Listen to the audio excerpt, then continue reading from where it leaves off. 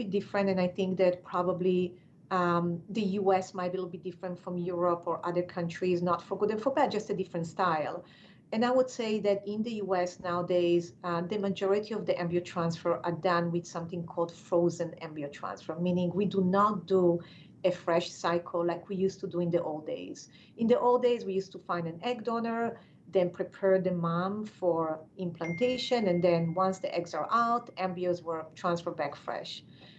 Nowadays, we don't do it for one of the main reason is we do test embryos. I think most clinics in the US tend to test the embryos because we know that even on an egg donor, you can have about 40 or 50% of the embryos being abnormal. So we do recommend testing them to make sure that we have a good success rate.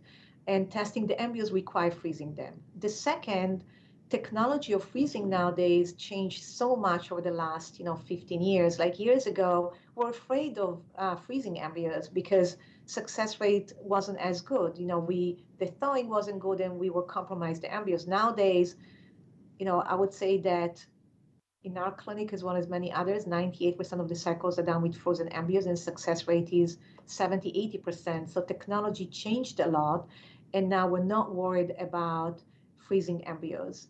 Now, I know that this is not the topic, but sometimes it's very counterintuitive. You think about something as delicate as embryo and said, are you sure there won't be any damage?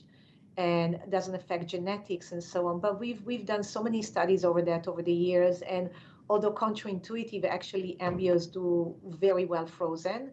And I would say that in regular IVF cycles, not egg donation, there is even an argument that frozen embryo transfer is better because you put embryos back when the uterus is and the body is not stimulated with so many hormones.